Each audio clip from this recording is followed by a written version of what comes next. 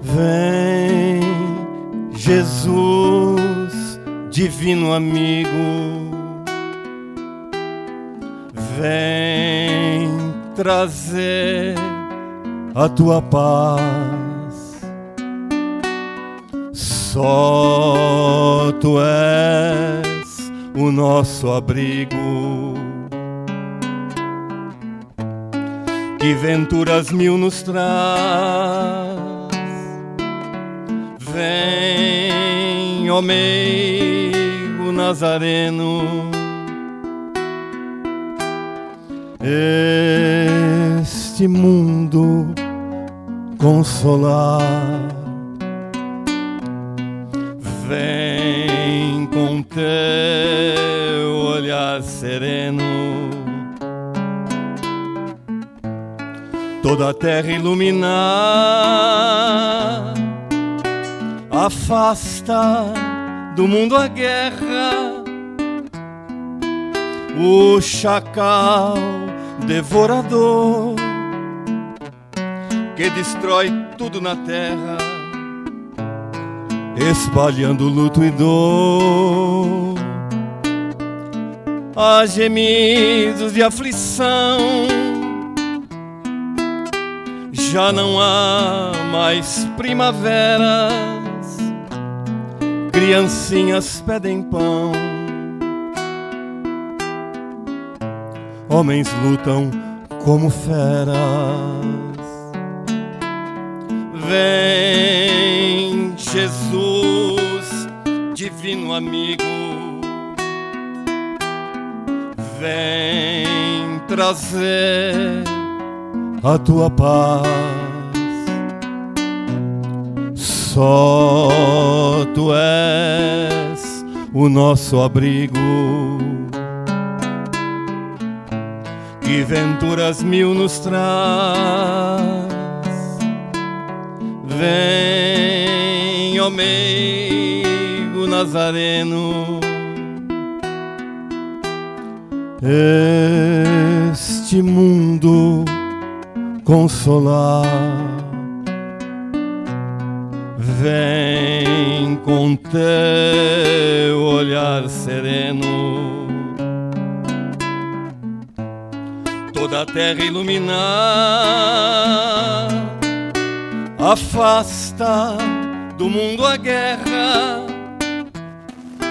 o chacal devorador que destrói tudo na terra, espalhando luto e dor. Há gemidos de aflição, já não há mais primaveras, criancinhas pedem pão, homens lutam como feras. Vem, Senhor, vem reflorir os caminhos. Vem, Senhor, vem perfumar corações, exterminar a dor e fazer calar os canhões. Vem, Senhor, com teu amor tão profundo, iluminar consciências e fazer feliz o mundo.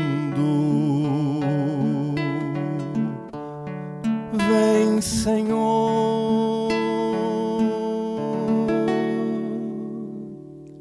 Convidamos agora o nosso irmão Arthur, que nos trará os ensinamentos da noite, e mais uma vez agradecemos a ele. Obrigado, Arthur.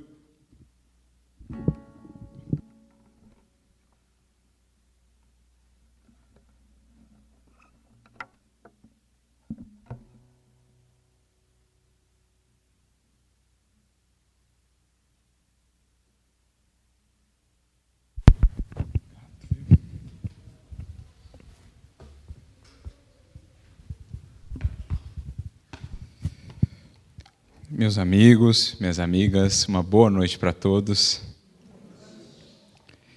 Que Deus, nosso Pai, nos abençoe, que Jesus, nosso Mestre, nosso amigo de todos os momentos, nos envolva na sua paz, que possamos sentir aqui a espiritualidade amiga que se faz presente, certamente, que possamos conectar os nossos corações ao pensamento de Jesus, que esses amigos espirituais nos trazem, acolhendo as novas ideias, as novas perspectivas, as novas considerações que eles vão nos trazendo, como que semeando no solo de nosso coração, em nossa mente, a fim de que possamos, então, por nós, aproveitar essas sementes, regá-las e cultivá-las, para que assim se dê o nosso amadurecimento e a nossa evolução.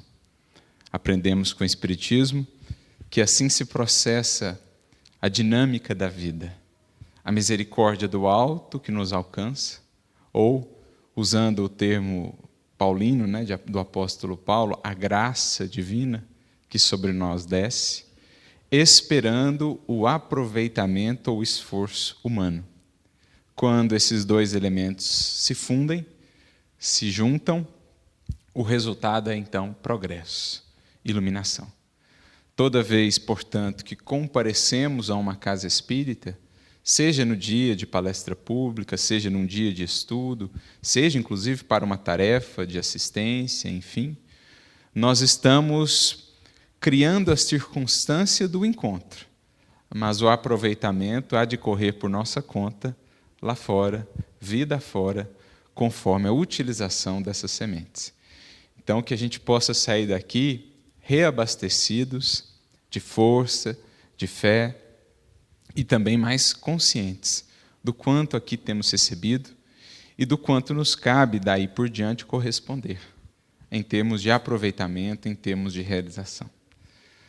Eu gostaria, antes de iniciarmos propriamente as nossas reflexões, de agradecer mais uma vez pelo convite, na pessoa do Ibele, que gentilmente nos convida para que podemos, de alguma maneira, compartilhar algumas reflexões. Esperamos que possam ser úteis e que o Mestre possa amparar a cada um de vocês em suas lutas, em suas buscas, em seus anseios. Ele que nos conhece muito particularmente, a cada discípulo seu, cada ovelha sua, tem um espaço, tem ou recebe um olhar muito carinhoso do coração de Jesus. E para a gente poder conduzir e iniciar as nossas reflexões nesta noite, vamos recorrer a esse que aqui já mencionamos e que em seus textos, em seu legado, na forma das cartas que nos deixou, nos proporcionou, nos tem proporcionado um manancial assim extremamente valioso, mesmo inesgotável, de reflexões espirituais. Esse que foi um coração tão dedicado a Jesus e que justamente por isso pôde ser um vaso pelo Mestre utilizado para levar adiante, para distribuir a água viva das suas lições.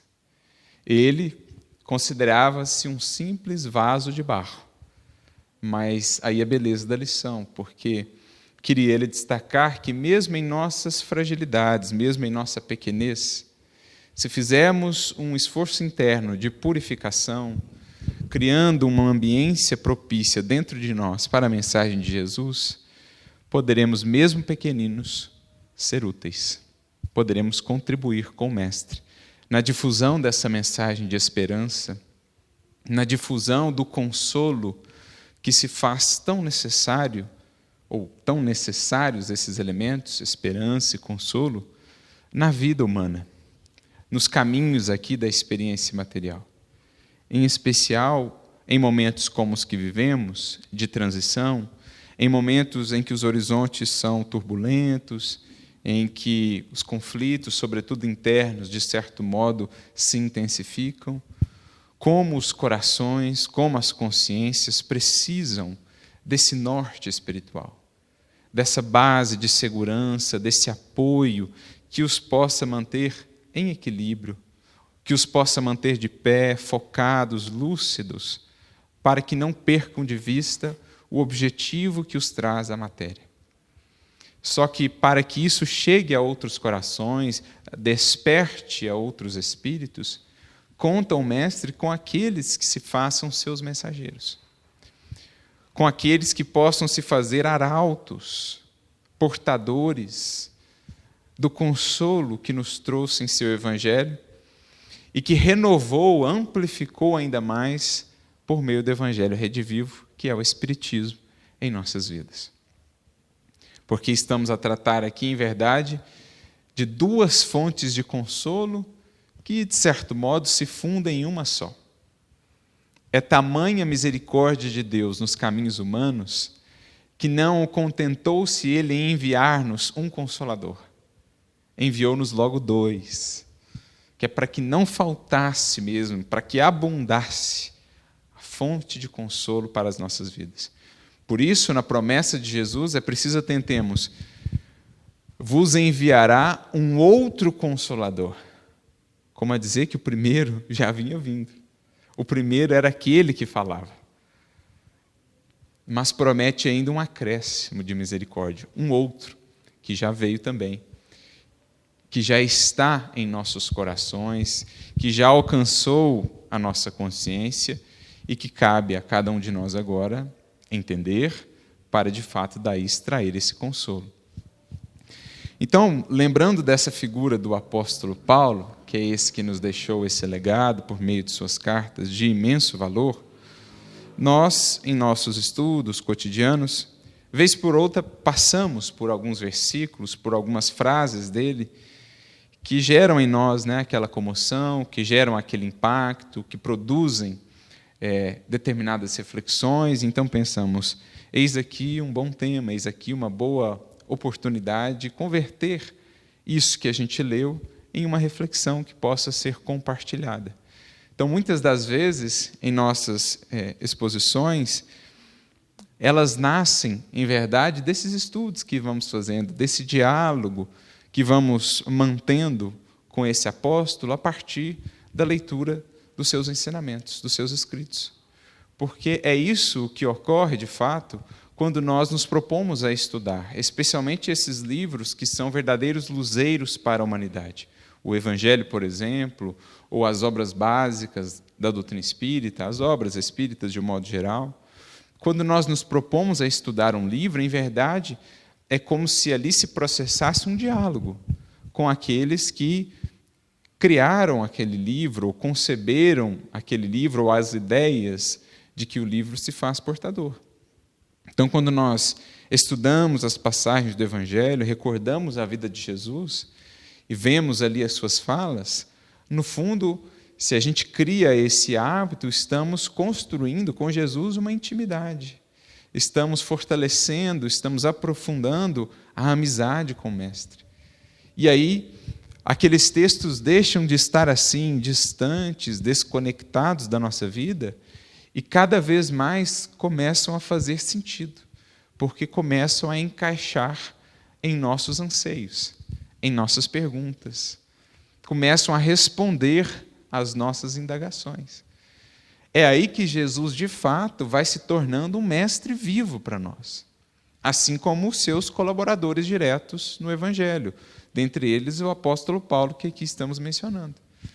Nesse estudo cotidiano em que a gente se abre ao diálogo espiritual com esses textos, mostrando-nos tais quais somos, abrindo-nos de coração, com humildade para aprender, para ver em nós o que precisa ser modificado, é como se esses benfeitores que há muito passaram aqui pela terra, mas que seguem vivos e atuantes, não só pela atuação em espírito que prossegue, mas também pelos livros, pelas mensagens que deixaram, que são, de certo modo, parte do seu ser que segue atuando no mundo. Parte viva, atuante do seu trabalho, do seu esforço, que segue gerando frutos, que segue provendo benefícios e recursos para aqueles que travam contato com esses textos. Daí a importância do estudo. Por isso os Espíritos nos falam tanto da necessidade do estudo. O estudo em grupo, quando a gente vem aqui à Casa Espírita e aprendemos em conjunto, seja num grupo de estudo, seja aqui numa palestra pública, mas também os nossos estudos particulares, ali, os nossos estudos individuais. Quando nós, com nós mesmos, no silêncio da meditação, ali buscando uma sintonia mais apurada, mais afinada com a espiritualidade superior, buscando acalmar o nosso íntimo, desconectarmos um pouco dos problemas e das demandas do dia a dia, quando a gente constrói essa psicosfera em nós, a espiritualidade encontra uma grande ocasião de semear, de conversar conosco por meio desses textos, induzindo-nos a, de certo modo, passar os olhos naqueles textos de que precisamos, a abrir naquelas páginas de que carecemos, a analisar a fala ou a lição por um ângulo, uma perspectiva que antes talvez não acessávamos, mas do qual agora precisamos. Então, eles vão se aproveitando desses momentos. Por isso, é absolutamente essencial tenhamos esse tipo de cultivo, porque é um cultivo da nossa alma. Diariamente buscamos nos nutrir, mantendo o corpo, a saúde, o vigor do corpo. Como não fazê-lo também para o espírito que somos? Como caminhar a vida fora sem nos nutrirmos de luz, que é essencialmente o que fortalece e revigora o espírito? Quantos corações não vão seguindo, achando que a experiência religiosa resume-se à simples frequência a um determinado tempo, num determinado dia da semana, mas esquecidos de que isso nos pede tanta disciplina quanto, ou até mais, em relação à disciplina que nós temos com as coisas do mundo, com o trabalho profissional, com os nossos afazeres. Temos tido também essa disciplina, esse zelo para com o cultivo da alma? Então, só esse parênteses que a gente faz para realçar a importância desse tipo de estudo, do Evangelho ou de alguma outra obra edificante, e as temos tantas na doutrina espírita, mas tantas que precisaremos de encarnações para poder dimensionar todo o tesouro que já nos foi ofertado, que dirá aproveitar tudo isso integralmente. Temos uma longa jornada, por isso a eternidade. Mas então, nesses nossos estudos, vez por outra, a gente passa em algum versículo, em alguma mensagem, que nos fala especialmente naquele momento, na circunstância em que vivemos. E foi o caso desse trecho que hoje nós trazemos como base para as nossas reflexões. Um trecho que se encontra na segunda carta de Paulo aos Coríntios, a comunidade lá de Corinto. E no capítulo 1 desta epístola, logo no versículo 3, Paulo ele inicia uma sequência de versículos em que a temática central, a palavra-chave, digamos assim, será justamente consolação, ou consolações, em que ele vai desenhar para nós como é essa dinâmica da vida.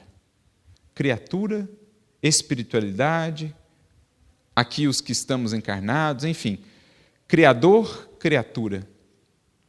Como se dá esse intercâmbio? Encarnados, desencarnados, a espiritualidade superior agindo em nome do Criador, nós outros aqui na Terra, experienciando, passando pelas provas, como Deus vai sustentando-nos a todos nessa grande cadeia de solidariedade, ou de cooperação, que é um dos fundamentos da lei divina.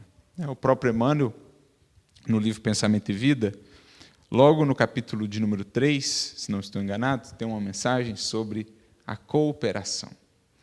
E ele então nos dirá, mais ou menos nesses termos, que das balizas sumatômicas à glória dos orbes, das estrelas, a vida, o universo pode ser definido como um conjunto de vidas, uma cadeia de vidas que se entrosam na grande vida. Olha que bonita definição do que é o universo, do que é a criação por Emmanuel. Uma cadeia de vidas de destinos que se entrosam na grande vida. Então, há uma vida imanente, há uma força intrínseca à criação, como que um substrato, como algo que envolve, alimenta, sustenta toda a criação. Essa própria alma da criação, que é o Criador. Como aprendemos com o Espiritismo, ele é maior do que a criação, mas está em toda ela. Ele não pode ser reduzido à criação. A criação é obra sua, mas ele, ao mesmo tempo que é transcendente, que a ultrapassa, que é maior do que ela, ele é imanente. Ele a permeia em toda parte. Em cada recanto do universo, por mais longínquo possamos conceber, vibra ali o amor de Deus, a sustentar todos os seres, todas as coisas, nessa força da vida, nessa força da evolução. Como diz André Luiz, no capítulo 1 do livro Evolução em Dois Mundos, seres e coisas, planetas e espíritos, como peixes num oceano, nesse oceano de amor, nesse oceano fluido cósmico universal, que é o grande veículo da presença divina, do pensamento divino em toda parte. Só que nessa vida, que é o fundamento de tudo que há na criação, entrosam-se as outras vidas. Então, temos o Criador, que dá esse substrato, esse fundamento da criação, e aí todas as criaturas, nos mais diversos degraus da jornada evolutiva, entrosando-se entre si, nas múltiplas influências que diariamente ocorrem, que a cada instante se desdobram no concerto divino da criação. Na natureza, podemos vê-lo, como tudo ali vai se encadeando, tantas e tantas formas de vida interagindo, em simbioses, em processos de amparo mútuo, umas cumprindo funções que são essenciais a outras formas de vida, que por sua vez retribuem a outras formas de vida também com as suas funções. Enfim, isso pensando na natureza material, no que é palpável, que dirá em termos espirituais. Quanto não temos recebido de benefícios do trabalho de outros espíritos que sequer conhecemos? Quanto tem estado a nossa vida cercada de investimentos de amor, paciência e misericórdia de seres cujos nomes nem conhecemos? Porque é a grande lei de cooperação, a cadeia de solidariedade, como fundamento da própria lei divina, que tem em sua base o amor, e a cooperação é filha do amor, sustentando toda a vida.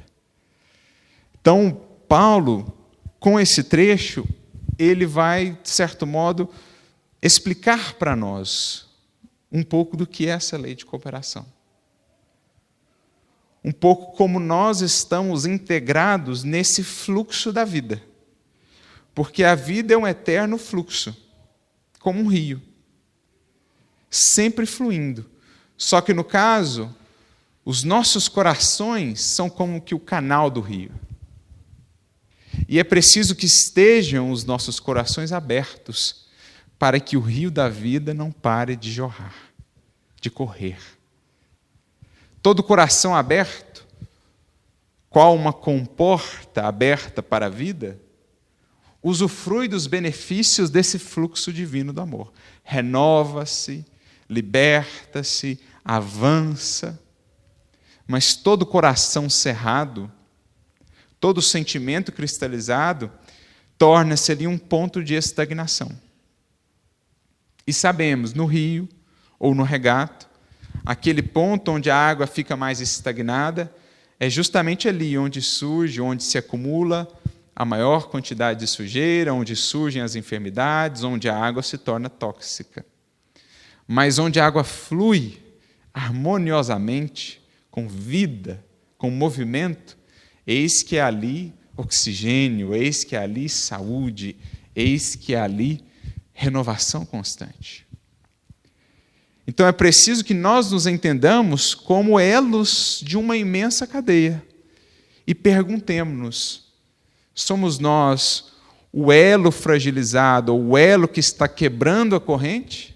Somos nós a comporta que está cerrada, impedindo esse fluxo?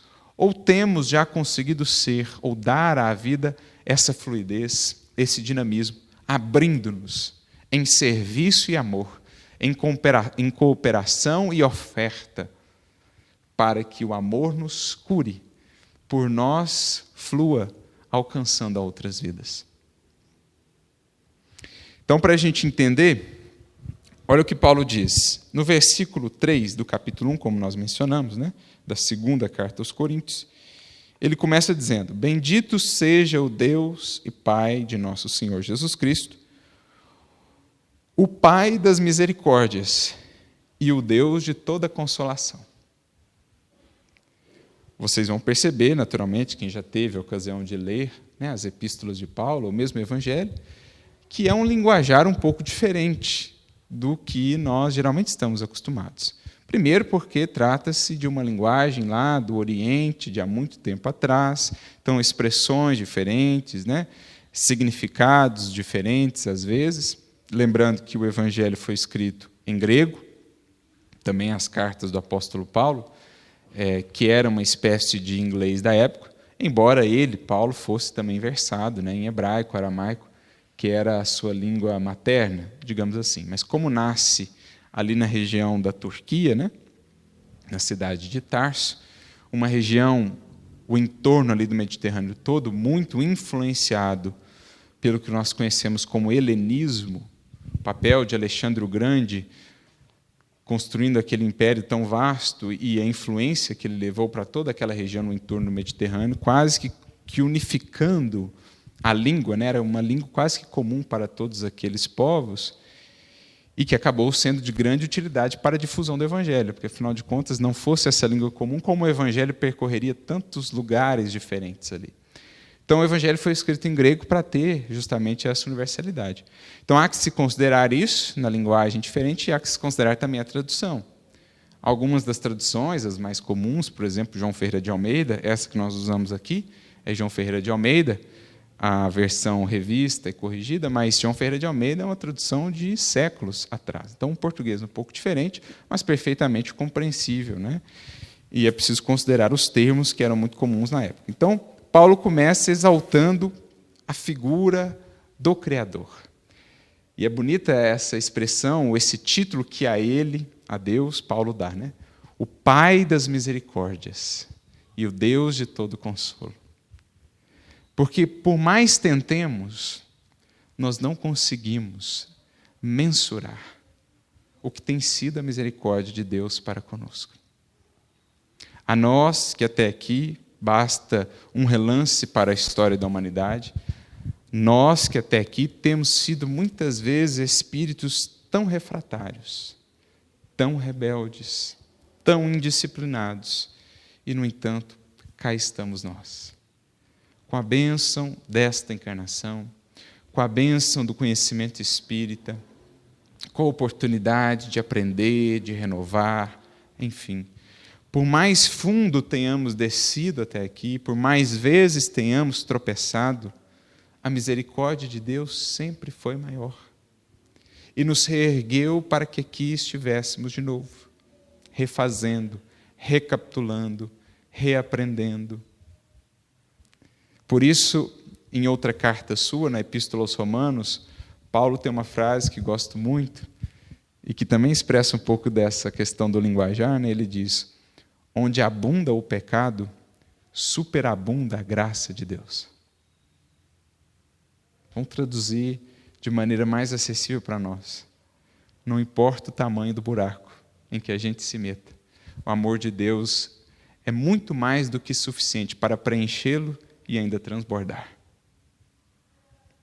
Não importa o quanto um filho de Deus tenha descido, em termos de quedas morais, em nada o amor de Deus por ele se alterou. E envia o Criador os seus mensageiros, que são os arautos dessas misericórdias, que são os portadores dessa consolação para soerguê-los, para nos soerguer, os que aqui hoje estamos.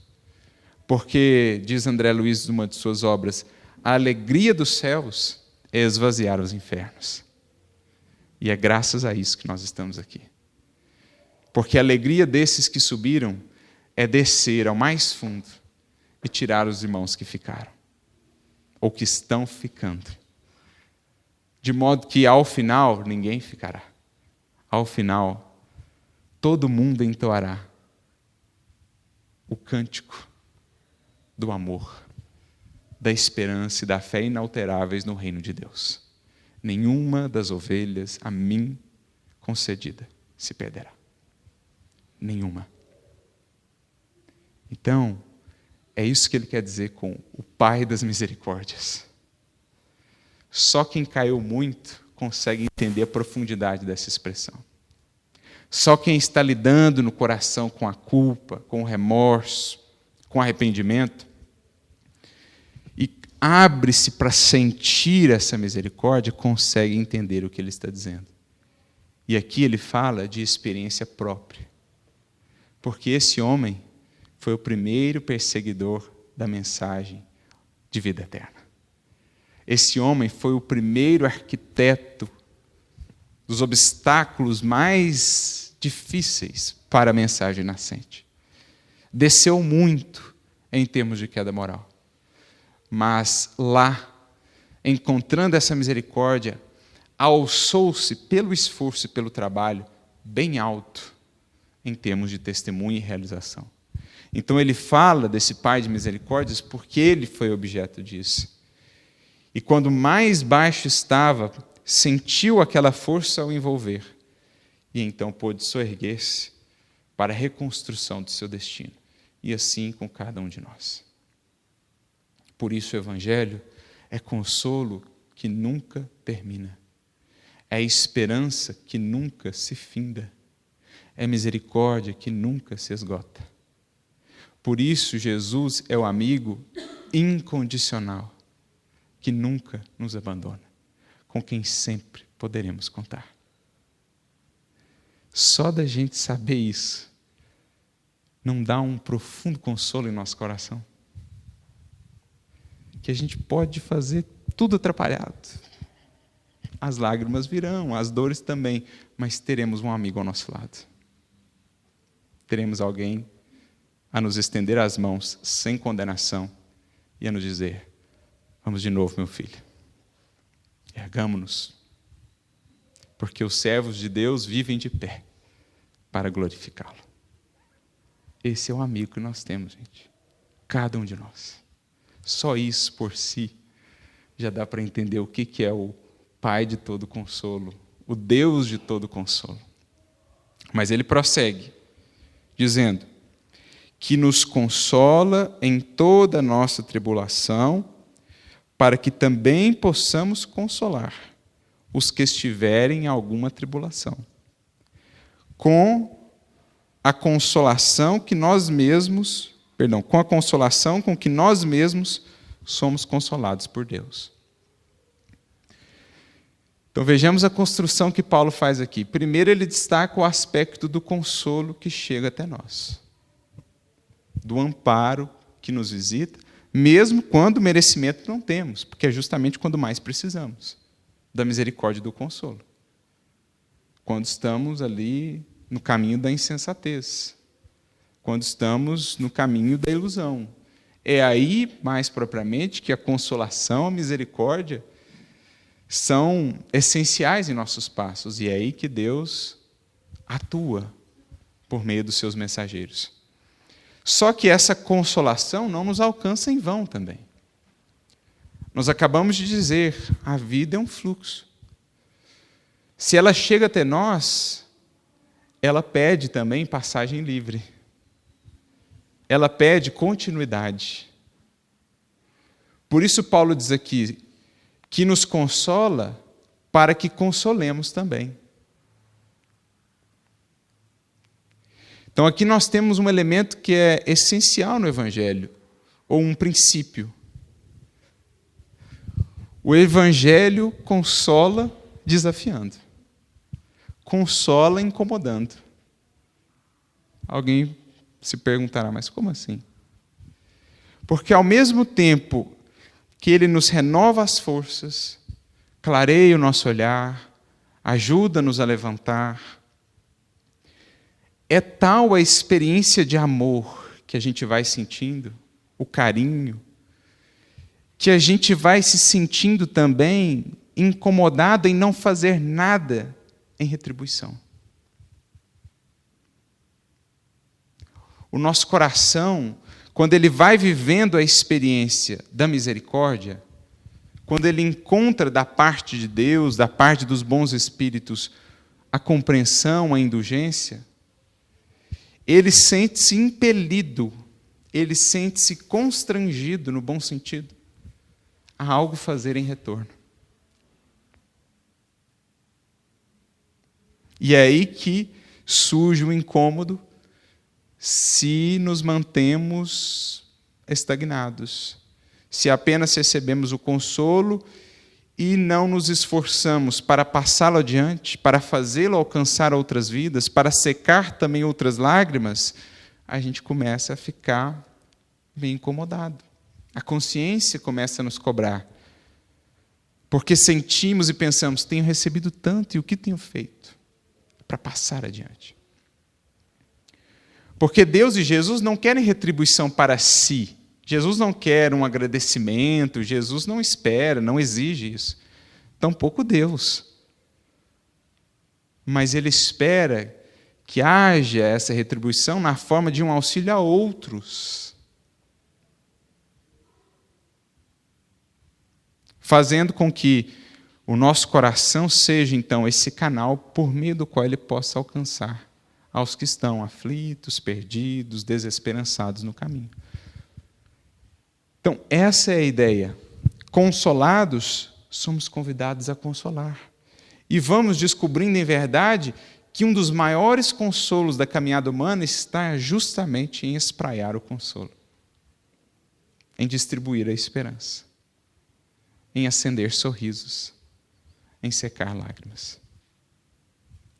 Porque é então que o nosso coração deixa de estar cerrado. Deixamos de ser um impedimento no fluxo da vida e passamos a ser uma fonte, um manancial. E a vida então flui por nós e leva consigo o que seja mágoa, o que seja dor, o que seja culpa, o que seja medo. Se a vida por nós puder fluir, se não tiver mais o nosso sentimento atravancado, estagnado, eis que então leva a vida consigo também o que nos adoecia. O que nos apoquentava, o que nos esmagava, se a gente se abre a esse fluxo harmonioso da vida. O que me faz recordar uma metáfora, uma comparação muito interessante, que era utilizada ali por alguns sábios judaicos. Já mencionei ela em várias outras reflexões que a gente fez, mas ela é muito interessante porque existiam ali na região da Palestina 2 mares, existem ainda, que na verdade são lagos, mas chamados de mares. E eles são alimentados pelo mesmo rio, o famoso Rio Jordão, que nasce ao norte, vem fazendo o seu caminho em direção ao sul, passa pela região da Galileia e vai terminar a sua trajetória lá na região da Judéia. E nesse caminho ele passa primeiramente por um desses mares, conhecido como Genezaré ou Quinerete, lago ou mar da Galileia. E chega depois a um outro mar, também muito famoso, Mar Morto. Só que, embora nutridos pela mesma fonte, são eles absolutamente diferentes. O Mar da Galileia, como o próprio Evangelho nos diz, era onde Pedro pescava, os demais apóstolos, João, Tiago, o próprio Jesus. Era um mar repleto de vida, no seu entorno, os peixes também. Ao passo que o outro, como o próprio nome diz, era morto, sem vida, repleto de sal, enfim. E aí os sábios, debatendo sobre isso, certa feita, um deles propôs aí uma resposta, né, a esse problema da natureza, a essa lição da natureza, e disse: já sei a diferença. É que o primeiro, o mar da Galileia, recebe as águas do Jordão e não as encerra em si mesmo, permite que sigam o seu fluxo pelo deserto afora, levando por onde passam a vida, a fecundidade, e com isso a esperança, a renovação, né? O Rio Jordão era ali essencial naquele clima tão árido. Ao passo que o Mar Morto, quando recebe essas águas, não as deixa seguir adiante, ali é o fim de curso. E então, conclui eles, aquele que recebe e dá, aquele que recebe e deixa fluir, é repleto de vida. Aquele que apenas recebe e não sabe espalhar, não sabe retribuir, não sabe levar adiante o que tanto tem recebido, neste caso aqui, por exemplo, a consolação, fechado em si mesmo, torna-se estéril. Uma vida, às vezes, intragável, tão difícil de tratar. Tanto azedume, tanta solidão. Mas eis aqui a lição. Recebendo, vem com o que recebemos o convite de compartilhar. Por isso, quando a tarefa se fazia, às vezes, muito difícil para o Chico, por exemplo, todos os desafios da mediunidade, todas as demandas, aquela multidão que o buscava, também as críticas, as calúnias, as perseguições espirituais. Quando o fardo estava assim mais pesado e o Chico, de certo modo, exaurido, até angustiado, o Emmanuel aparecia portador do convite de consolação. Não dizia ele para o Chico assim: Chico, esquece o trabalho hoje. Deixa aí o seu posto, vamos passear, vamos fazer um lazer. Ele chegava e dizia: Chico, hoje a natureza do nosso trabalho será diferente. Nós vamos lá no bairro do Pássaro Preto, em Uberaba, que era um bairro de extrema carência, e ali ele ia então conversar com as mães aflitas, com aquelas famílias cuja vida era tão áspera, tão difícil. E em fazendo aquilo, ao voltar para casa, sentia-se profundamente consolado, porque no contato com as lágrimas, com as dores alheias, em fazendo-se mensageiro da consolação, sentia que era já em si mesmo consolado. Em enxugando lágrimas, as suas próprias secavam. É isso que Paulo está dizendo. Recebemos toda essa consolação para que também possamos consolar. Com o mesmo consolo com que nós mesmos temos sido consolados por Deus. E qual é esse grande consolo de Deus para nós? A grande resposta de Deus à humanidade que pergunta, à humanidade que anseia? Essa carta divina atende por um nome. Para nós, Jesus. É a grande resposta de Deus às dores humanas. Como diria Antônio de Pádua, o grande franciscano, porque as perguntas são muitas, mas a resposta é uma só: Jesus Cristo. Então, a mesma consolação que o Mestre tem infundido em nossas vidas, por essa certeza do amigo de todos os momentos, pela própria exemplificação dele, quem muito nos consola, porque pensamos e sentimos, nós temos muito a ajustar perante a lei. Nós temos uma sementeira infeliz do pretérito, ensinos do Espiritismo. Então é natural que lidemos com essas colheitas mais amargas e dolorosas.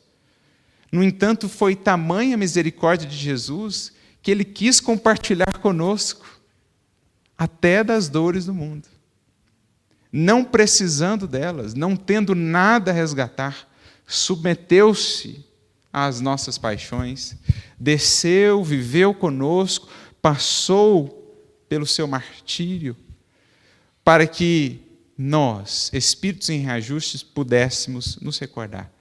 Ele também, o Divino Cordeiro, o governador espiritual do orbe, passou por isso.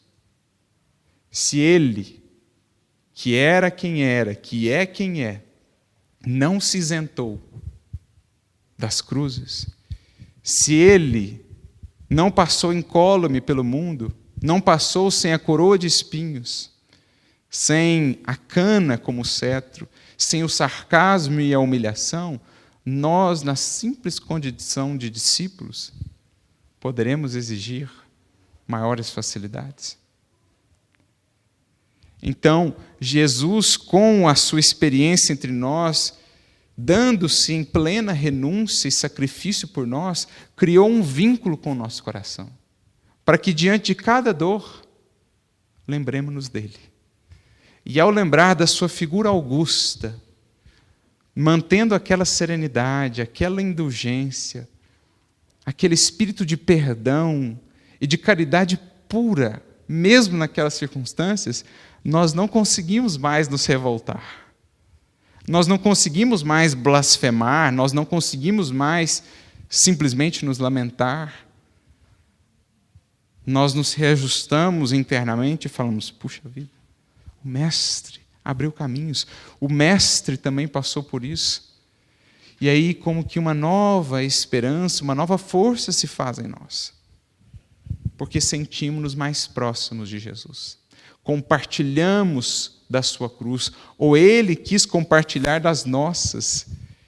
E isso é para nós uma fonte de extremo consolo, porque é como se sentíssemos o seu amor junto de nós, em nossas angústias e em nossas dores. É isso que Paulo está dizendo. Com essa consolação com que temos sido consolados, consolemos também. Isto é, vivamos de tal modo a refletir a vida de Jesus para outros. Vivamos de tal modo a fazer com que outros vejam algo de Jesus em nossas vidas. Vivamos de tal modo diante da luta e da dor, de modo que as pessoas vejam a força e o vigor que o Evangelho traz para os nossos caminhos. É o que os Espíritos e Kardec comentam no item 31 do capítulo 5 do Evangelho segundo o Espiritismo. Proveito de nossos males para outrem. Porque Kardec pergunta assim, o espírito que se coloca resignado, confiante diante da prova, diante da dor, ele gera benefício só para si mesmo, no seu progresso, ou também para os outros? E os espíritos dizem duplamente. Claro, para si, porque aprende mais rápido, aprimora, se aperfeiçoa sob o cinzel da dor. É ali que são aferidas, de fato, as suas virtudes, a sua fidelidade, é no momento do testemunho. Mas também ele passa a ser uma referência, uma inspiração para outros corações, que olham para aquele indivíduo e dizem, de onde vem essa força? De onde é essa confiança? Que mensagem, que poder é esse? De onde vem? Que figura é essa? Que dá a alguém tanta firmeza, tanta esperança, tanta confiança. Porque foi assim que os primeiros mártires gravaram para sempre na história da humanidade a mensagem imortal de Jesus. Surpreendendo romanos, surpreendendo algozes que os viam a cantar ante horizontes os mais tenebrosos, surpreendendo até mesmo César, acostumado a ouvir dos gladiadores, Ave César, os que vão morrer te saúdam e glorificam. Passe ele então a ouvir daqueles homens e mulheres simples, Ave Cristo, os que viverão para sempre te saúdam e glorificam. Você imagina o que era para os romanos ver isso? Que só conheciam a segurança das posses do mundo, que só conseguiam compreender a felicidade das sensações, de repente verem assim corações cuja vida ou cujo olhar parecia ir muito além do que conheciam e entendiam. O sofrimento dos mártires, a sua fidelidade naquelas circunstâncias fez-se o consolo para todos nós. Porque ao nos lembrarmos deles, pensamos, quão pequenas são ainda as nossas lutas. Se eles tanto assim fizeram por nós, alegremos-nos em verdade, por podermos contribuir um pouquinho, sustentando também as nossas cruzes. Então a nossa consolação passa a ser, para outros também, fonte de consolo, de arrimo, de estímulo, quando diante da enfermidade ou do revés, das circunstâncias difíceis ou das provas intensas, mantemos-nos serenos. Embora, naturalmente, as lágrimas que às vezes nos visitem, faz parte, é natural, mas sem nunca a palavra de revolta, sem aquela inconformação interna, mas antes a confiança serena e segura em Jesus. E aí ele continua, porque como as aflições de Cristo são abundantes em nós, assim também é abundante a nossa consolação por meio de Cristo. O que ele quer dizer? Quanto mais se intensifica a luta para o coração fiel, mais pode também ele sentir a presença do Mestre. É porque a misericórdia divina, a sabedoria da vida, assim opera, ajusta as experiências às possibilidades de cada coração. A criatura muito voltada para a matéria, só para as ilusões do mundo, parece às vezes muito forte, extremamente poderosa, triunfante. Mas, diz Emmanuel, em geral são almas muito frágeis, aquelas que ainda não mergulharam nas questões mais profundas do ser. Ao passo que muitas vezes aquelas almas que o mundo julga ali ver fragilidade, derrota e etc., ali muitas vezes temos a própria firmeza, a própria resiliência expressa naqueles corações trabalhados pela vida. Então a vida vai graduando, na medida em que aprofundamos a consciência, permite-nos o Senhor viver experiências mais difíceis, mas que também são mais valiosas e construtivas para a imortalidade. A sensibilidade que se nos desenvolve no contato, nos choques da vida e com a dor, é a mesma sensibilidade que nos permitirá sentir com ainda mais profundeza o amor e o carinho de Jesus. São as almas trabalhadas pela vida. É isso que ele está dizendo. E basta olhar para a vida daqueles que efetivamente a Jesus se entregaram, com Jesus viveram. Vidas geralmente marcadas por intensa luta, mas, por incrível que pareça, ou paradoxalmente, por uma imensa alegria, por uma confiança transbordante. Porque é isso. E ele conclui, nesse trechinho que separamos, né? Mas, se somos atribulados, é para a vossa consolação e salvação. Se somos consolados, para a vossa consolação e salvação é, a qual se opera suportando com paciência as mesmas aflições que nós também padecemos.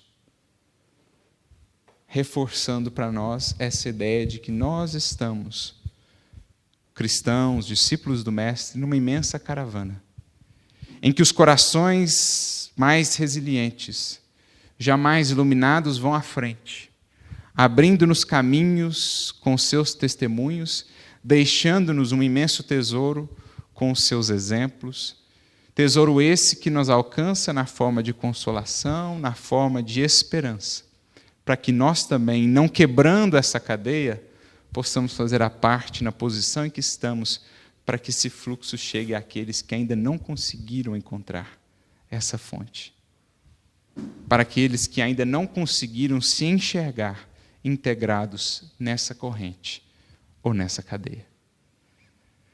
Então, meus amigos, nós que não contamos somente com a presença do Consolador, Espiritismo em nossas vidas, mas ainda também com a presença desse primeiro Consolador, o maior de todos, que é Jesus, com essa dupla consolação que nos sintamos, então, duplamente chamados a consolar, a estender pelas palavras, mas, sobretudo, pela vida, essa consolação que até aqui nos tem mantido.